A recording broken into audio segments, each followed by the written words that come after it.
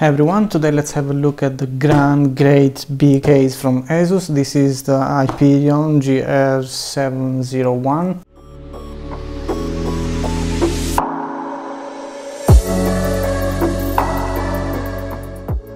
Alright guys, before checking the details of the case, let me go through some nice accessories that came with the case. We have some user manuals. This is useful for understanding how to install everything. This is the vertical mount in case you want to install vertically your GPU. Here we have some ties, screws, a ton of screws. This is a screwdriver, a small screwdriver, nice one, nice thing. This is a small box. Cute small box with Republic of Gamers logo, so if you are not using all the screws you can store them here. We have two power cables. These power cables you can use it to connect it to your motherboard in the CPU PCI 8 pin here. These are extension in case the cables that are coming with your power supply is not reaching the motherboard, because this thing is huge. We will get to that in a minute. And here we have this little nice thing which is for connecting all the headers that came from the front panels. And also here we have some plastic covers in case you are not using all the front USB ports. There are 4 for the USB type A and 2 for the USB type C. The materials of the Hyperion GR701 are a mix of metal and rigid plastic. The design isn't something innovative on the market, but I do like the kind of X pattern that you have on the front. This is a huge case. The dimensions are 659 mm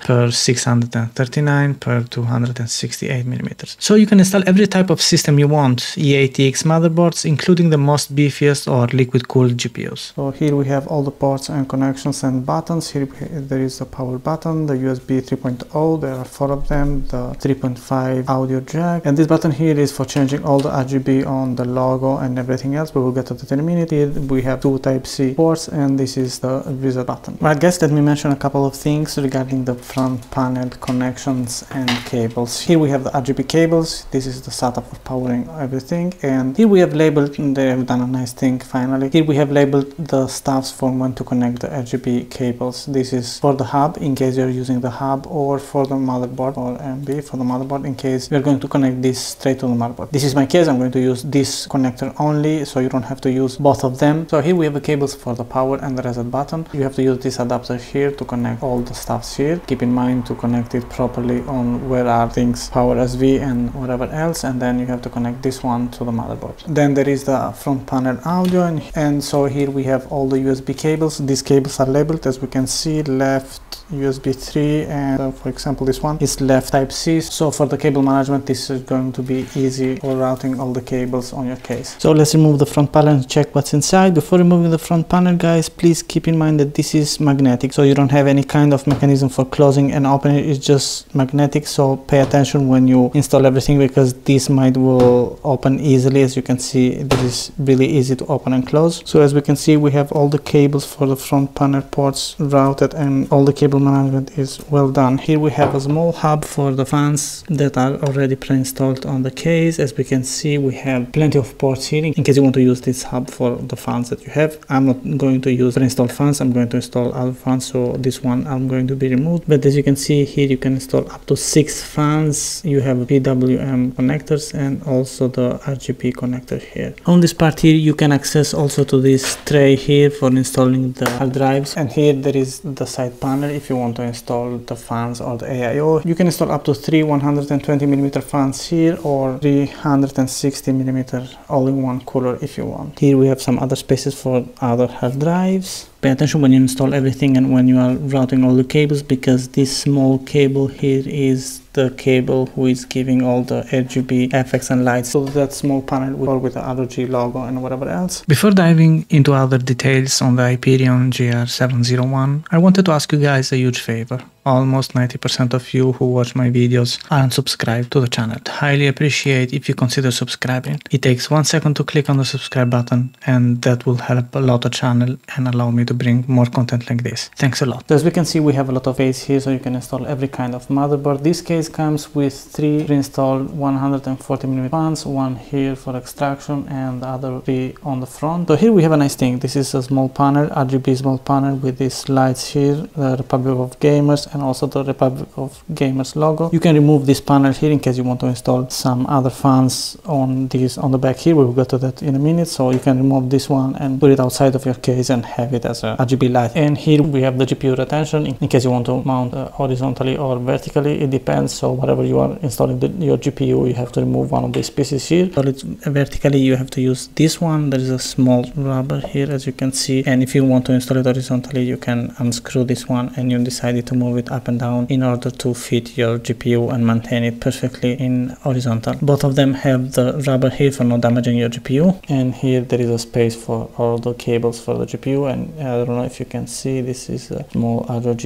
logo. So here we have a small window also for in case you have one of those power supplies that have those kind of RGB and those kinds of lights. And here we have this nice mechanism for storing all your screws and all your screwdriver and everything else. So you can slide it like so and store all your stuffs here inside. Here is the top part. For removing the top, installing the all-in-one coolers or fans that you want to install here, you have to remove this part as so and slide it up. One strange thing is that the filter is completely installed here. Then you have to unscrew, I don't know, maybe like 10 or 15 screws for removing the filter if you want to clean the filter. So this is something a strange choice in my opinion. Alright, so here is the back part. Here we have this plastic cover. You have to unscrew one screw here and another one here in order to remove it. So this is a cover for all the cables here and for allowing you to access to install all the fans here. So let's remove this one. So now here is one strange choice. If you want to remove these fans and if you want to install other fans, you have to unscrew one screw here and another one which is hidden here. By the way, you have all the instructions. You can find everything there on the instructions on how to remove and how to install all this, but it's a strange choice in my opinion. Usually you have the front panel here.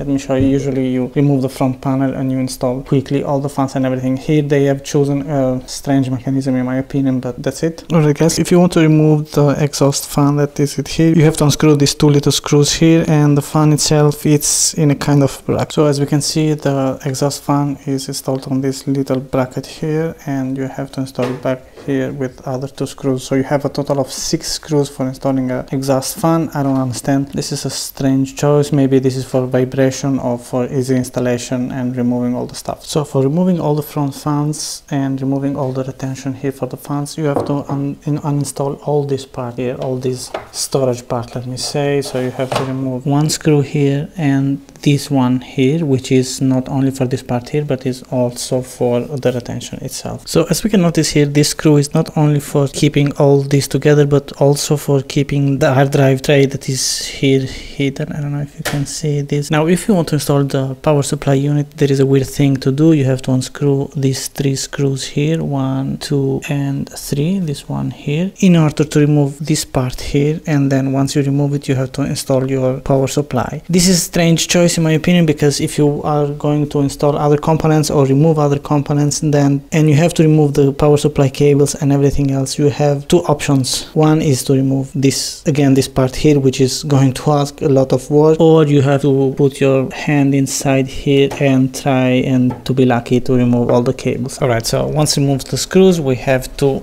slide it so and remove this piece for installing all the power supply. So once you remove that piece, you can access also to this thing here for all your hard drives. And here we have dust filter underneath, I think is on the front, yes. So you can remove it from the front, this dust filter here, by sliding in this part here. So if you want to remove also this one here, you have to unscrew these 2 screws here, which are underneath everything. So I don't understand why they make it so complicated to remove this piece here. Not only 2, but there is also another one, the 3rd one of those screws here. So as you can see guys, I installed the power supply here. We have a lot of space here for all the cabling and everything else. So whenever you are going to change something here, maybe you are going to remove some cables or you want to add some devices and everything else, you have to do it from this part here. So you have to put your hand inside from the other side, inside here, and remove cables or disconnect cables and reconnect cables, because once you put the cover here, then you are not going to be able to remove everything, because you have to remove the cover again, and whatever else you are installed, you have to remove it back again. I would suggest to remove anyway the hard drive tray if you're not going to use it, because this will allow you to have space for all the cables here. I'm using using 4 cables for my GPU, but anyway, if you are not using all these cables, you are going to need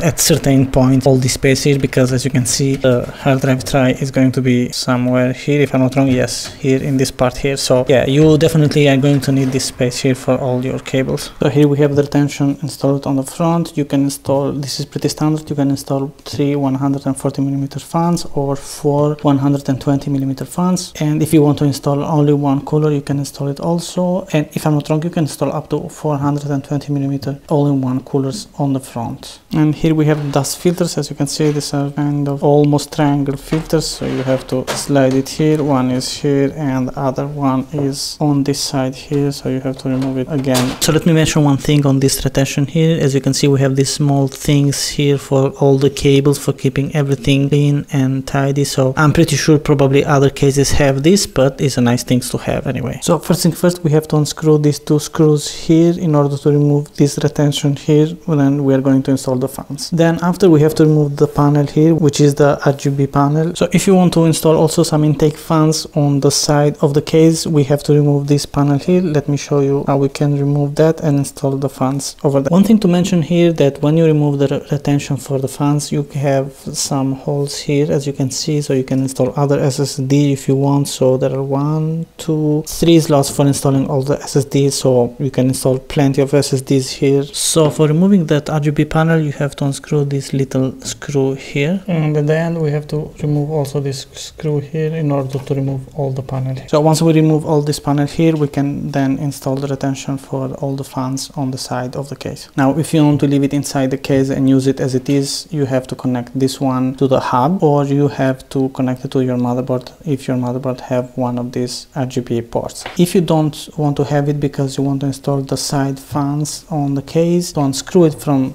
the panel where it is with moving these little 4 screws here, and then you connect it with a USB cable so you can have those RGB lighting and everything. So once you remove it from there, you have these 2 small fits here, so you can put it on your desk as so. The only thing is that the Republic of Gamers things will be on vertical. So here we have the micro USB port that you have to connect it to your system. The USB cable is not included, and here this is this button that you have to press for, as we can see, type it here, for changing between the LED mode. So moving on top, guys, so if you want to install all the all-in-one coolers or fans, you have to remove this part here, and then there is only a screw in this here that you have to remove in order to remove all the bracket here and install the fans or the all-in-one coolers. So as we saw on the front panel, also this bracket here have these nice stuffs here if you want to route all the cables and keep it clean. And here, as you can see, the thickness here, you can fit also one of the thickest radiators that you have, and you can install up to 420mm radiators, or 3 fans of 140 and 4 fans of 120. So as I was mentioning before, here you have the filter which is pre-installed here underneath. I don't know if you can see that. So for removing that filter, for cleaning and everything else, you have to remove these. If I'm not wrong, there are 1, 2, 3 and 4 screws, I think, and I hope you don't have to remove all this stuff here, because that will be crazy for just cleaning one filter. One more thing, guys, if you want to remove this piece here because you don't need it or you don't use it, just slide it up like so, and that's it. I won't suggest you to remove it because, as you can see, this is covering also the cables that are coming from here, so this will be something also useful for covering the cables and having a more clean setup. Let's talk about the price. The ASUS Hyperion GR701 has an MSRP of $500, and recently they have added also a white variant for those of you who want a total white build. Overall, I do like this case. It has a lot of space, so you can go with a standard installation or a liquid cooled one. The materials are high quality and it feels premium. There are some weird choices that I don't personally like, for example the strange mechanism for installing or removing the power supply, the top filter that is not easily removable so you cannot easily clean it, and the strange bracket for the exhaust fan. Let me know in the comments down below what are your thoughts about this case and if it's worth the price tag. If you find this video helpful, consider subscribing, hit the like button, and don't forget to enable the notifications. Thanks a lot for your support and thanks for watching.